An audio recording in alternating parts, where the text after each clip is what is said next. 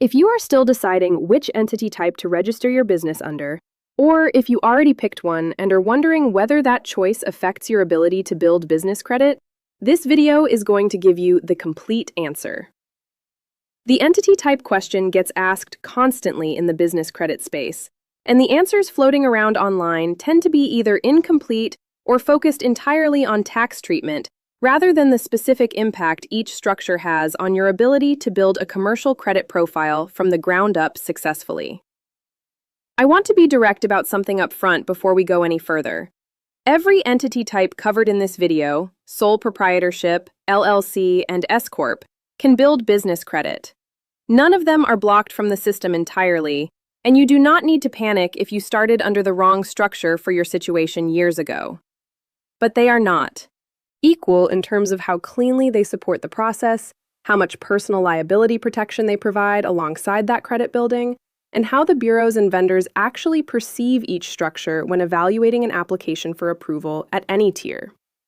In this video, I am going to walk through each entity type individually, explain exactly how each one interacts with the DUNS registration process, the NAP consistency requirements, and the personal guarantee question specifically, and then give you a direct comparison so you can either make an informed decision if you have not yet formed your business, or understand exactly what adjustments you may need to make if you are already operating under a structure that is not ideal for the building process you are pursuing toward Tier 4 and beyond. Let's start with the sole proprietorship, since this is where many business owners begin before they ever think carefully about entity structure at all in their early days.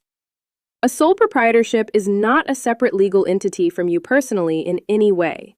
There is no formation document filed with the Secretary of State, no legal separation between your personal assets and your business obligations, and critically for this conversation, no liability shield of any kind protecting you if the business cannot pay a debt it owes to a vendor or lender down the road. You can still register a DUNS number and build a PAYDEX score as a sole proprietorship, using your EIN rather than your Social Security number on applications, exactly the same as any other entity type covered in this video. The bureaus and most Tier 1 vendors will still extend credit to a properly registered sole proprietorship with a clean NAP profile across all 7 verification sources, with no special exclusion for this entity type at the foundational tiers. However, the critical limitation is this. Because there is no legal separation between you and the business, any personal guarantee you sign, and in some cases, any debt the business cannot pay, even without an explicit personal guarantee, can expose your personal assets directly, since there is no entity standing between the obligation and your personal finances whatsoever in a sole proprietorship structure. Many business owners start as sole proprietors simply because it requires no formation paperwork or filing fees to get moving quickly with minimal upfront cost, and then transition to an LLC once they have validated their business model and want the liability protection that a sole proprietorship simply cannot offer by its very nature as a structure. If you are currently operating as a sole proprietorship and building business credit, you can absolutely continue the process without starting over from scratch. But converting to an LLC at some point is worth strong consideration, specifically because of the liability gap, not because it changes your fundamental ability to build a PAYDEX score in the meantime while you weigh that decision. Now let's talk about the LLC, which is the entity type most business credit education, including most of my own content on this channel, is built around by default, for very good reason. An LLC, a limited liability company, is a separate legal entity formed through a filing with your state's Secretary of State office, distinct from you as an individual taxpayer. This filing is what creates the legal separation between you personally and your business's debts and obligations, which is the entire point of forming an LLC in the first place, rather than simply continuing to operate informally as an individual. From a business credit building perspective, the LLC offers the cleanest path through the system for several specific reasons worth understanding in real detail. First, your Secretary of State filing becomes your anchor document for NAP consistency going forward for the life of the business. Every other bureau source needs to match this filing exactly, character for character, including your exact entity designation formatting, down to the punctuation and spacing. Second, Most Tier 1 through Tier 4 vendors and lenders are designed with the LLC structure specifically in mind. Since it is the most common entity type among the small businesses, these underwriting systems were originally built to serve in the first place.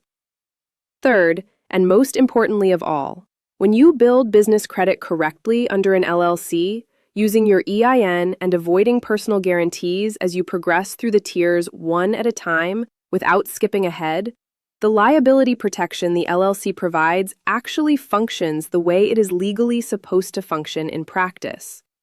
A debt with no personal guarantee attached, held by your LLC, exposes only the LLC's own assets if it cannot be repaid, not your personal home, your personal savings, or your personal investments sitting elsewhere untouched. This is the structural relationship that makes the entire no personal guarantee Tier 4 conversation meaningful in the first place. The LLC is what gives that protection actual legal teeth, rather than the protection only mattering cosmetically on the credit application paperwork itself without real consequence. Now let's talk about the S-Corp, which is technically not a separate entity type from a legal formation perspective at all, but rather a tax election that an LLC or a corporation can choose to make with the IRS after the underlying entity already exists. This distinction matters more than most business credit guides acknowledge when discussing entity structure with their audience. If your business is legally formed as an LLC and has simply elected S-Corp tax treatment on top of that existing formation, everything I just covered about LLCs applies identically to your business credit building process. Since your underlying legal entity and your Secretary of State filing have not changed at all in any way whatsoever, only your tax treatment with the IRS has changed behind the scenes of your accounting. The S-Corp election affects how your business income is taxed and how you can pay yourself as an owner through payroll versus distributions taken from the business. But it does not change your DUNS registration, your NAP consistency requirements, or your EIN in any respect whatsoever as far as the bureaus are concerned. If your business is formed as a full corporation that has elected S-Corp status instead of an LLC structure, the process is similarly clean for credit building purposes, since a corporation is also a separate legal entity with its own liability protection, broadly comparable in structure to an LLC for the purposes of business credit building specifically, though corporations carry additional formal requirements like a board of directors and corporate bylaws that LLCs do not require to maintain on an ongoing basis.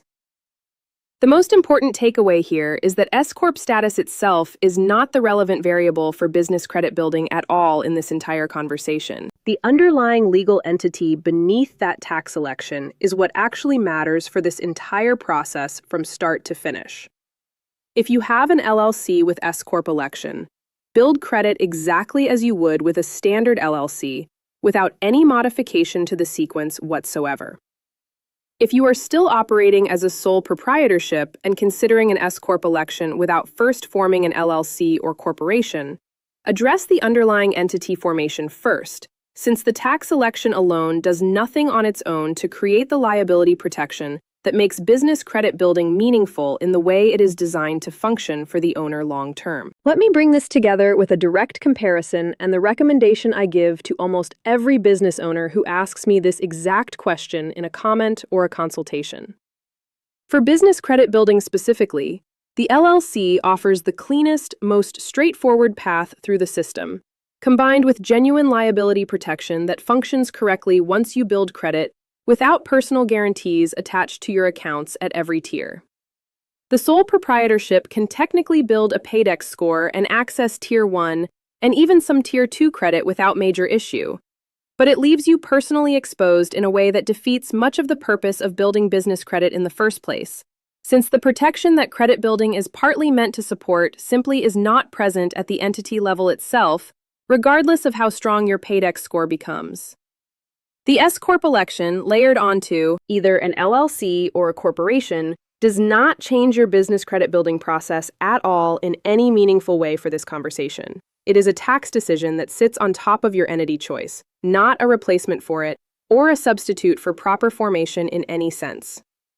If you have not yet formed your business and are deciding between these options today, form an LLC, file it correctly with your state's Secretary of State, And consider the S-Corp election separately with a tax professional once your revenue reaches a level where that election provides a genuine tax benefit worth the added complexity and paperwork. If you are currently a sole proprietorship and have already started building business credit under that structure, you do not need to start over from zero at all. Your DUNS, your PAYDEX history, and your vendor accounts can transition to a newly formed LLC without losing your progress entirely. Though this transition does require updating your NAP information across all 7 verification sources to reflect your new legal entity name precisely and consistently. So budget real time for that complete NAP audit immediately after your LLC filing is approved by the state. Download my free business fundability checklist at fundabilityhq.com/free-checklist, which covers the complete 8-step foundation sequence regardless of which entity type you are building under right now in your journey. Hit that like button, subscribe for weekly business credit content, and drop a comment below telling me which entity type your business is currently operating under. I read every comment and I will personally reply. I am Lindsay Shreve from FundabilityHQ. Build business credit with no personal guarantee. See you in the next video.